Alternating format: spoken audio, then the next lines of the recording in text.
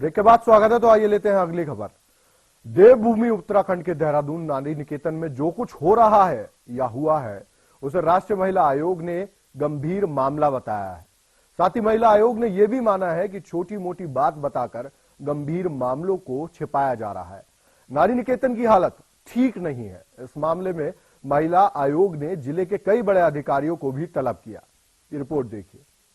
देहरादून का नारी निकेतन कुछ वक्त से चर्चाओं में बना हुआ है। चर्चा नारी निकेतन की तारीफों को लेकर नहीं है, बल्कि यहाँ की बदइंतजामियों को लेकर है। पहले यौन शोषण और फिर संदिग्ध परिस्थितियों में 2 संवासिनियों की मौत के बाद से नारी निकेतन पर शासन प्रशासन की तरफ से भी सवाल उठे। अब आलम यह है कि देहरादून का दून अस्पताल नया नारी निकेतन बनता हुआ नजर आ रहा है। एक के बाद एक संवासिनियां इलाज के लिए देहरादून के अस्पताल में दाखिल हो रही हैं।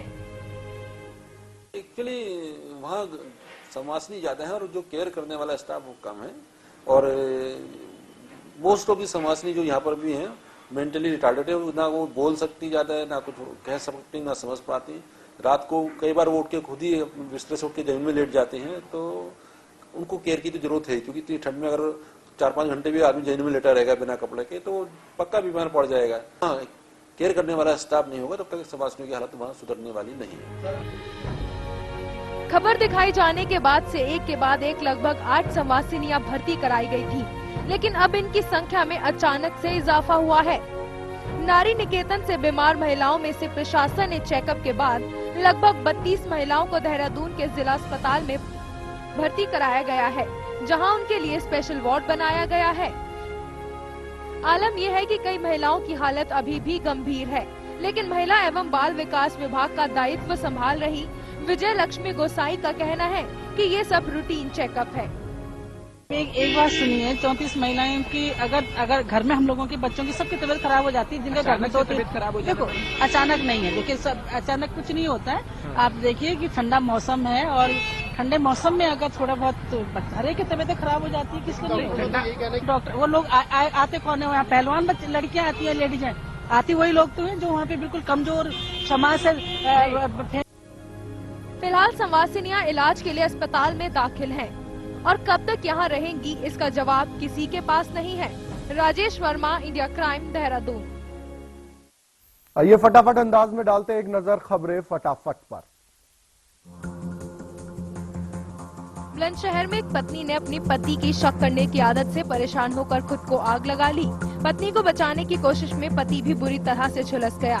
दोनों को गंभीर हालत की वजह से दिल्ली के सफदरजंग अस्पताल में रेफर कर दिया गया है। डॉक्टर्स के मुताबिक दोनों 70 से 90% तक जल चुके हैं। वाराणसी में ऑटो चालक कन्हैया की संदिग्ध परिस्थितियों में मौत हो गई, जहां पुलिस के मुताबिक वो बीमार चल रहा था और परिवार वालों ने उसे अस्पताल में भर्ती कराया था, जहां उसकी मौत हो गई। वहीं परिवार वालों का कहना है कि कन्हैया को उसका एक दोस्त बुलाकर ले गया था। जब कन्हैया वापस लौटा तो उसे चोट लगी हुई थी, जिसे अस्पताल ले जाया गया और उसने उपचार के दौरान दम तोड़ दिया। पुलिस मामले की जाँच कर रही है। मिर्जापुर के कटरा इलाके में तालाब किनारे एक नवजात का शव मिलने से सनसनी फैल गई। लोगों की सूचना पर मौके पर पहुंची पुलिस ने शव को कब्जे में लेकर पोस्टमार्टम के लिए भेज दिया। मृत नवजात 1 से 2 दिन का बताया जा रहा है। पुलिस पोस्टमार्टम रिपोर्ट आने के बाद ही कुछ बोलने की बात कह रही है। मेरठ में कुछ दबंगों ने प्रॉपर्टी डीलर के ऑफिस में घुसकर रुपयों के विवाद में जमकर बवाल मचाया। साथ ही दबंगों ने ऑफिस में मौजूद महिला कर्मचारी के साथ भी मारपीट की और हवा में हथियार लहराए। महिला का आरोप है कि स्थानीय एसपी नेता ने उसके साथ मारपीट की है। पूरी घटना सीसीटीवी में कैद हो गई है। महिला ने मामले की शिकायत पुलिस अधिकारियों से की।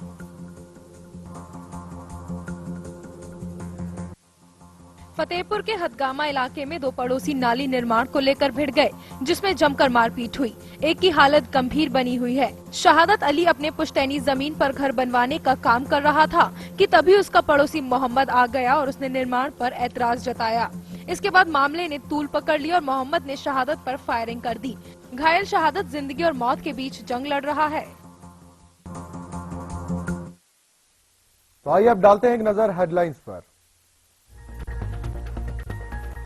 पठानकोट के बामियाल इलाके में बीएसएफ ने एक घुसपैठी को मार गिराया। भारतीय सीमा में दाखिल होने की कोशिश कर रहे थे 3 संदिग्ध, 2 साथी वापस भागे। हरिद्वार रेलवे स्टेशन के पास बम होने की सूचना से मचा हड़कंप। लावारिस बैग में विस्फोट होने की आशंका में बैग को धमाके से उड़ाया। बैग में भरे थे कपड़े और पानी की बोतल। यूपी के कानपुर में बिजली विभाग की लापरवाही से हुआ मौत का तांडव। बिजली की जर्जर तार टूटने से पिता, पुत्र और पड़ोसी की मौत। 8 लोग बुरी तरह झुलसे। वहीं गाजियाबाद के लौनी इलाके में शादी कर लौट रहे नवविवाहित जोड़े पर फायरिंग। दुल्हन के गहने लूटकर बदमाश फरार। बाल बाल बचे दूल्हा दुल्हन।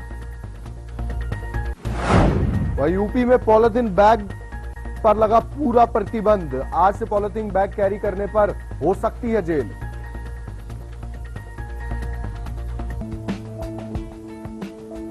यदि आप हमें कोई जानकारी या सुझाव देना चाहते हैं या फिर आपको हमसे कोई शिकायत है तो आप हमें मेल कर सकते हैं editors@indiacrime.in पर।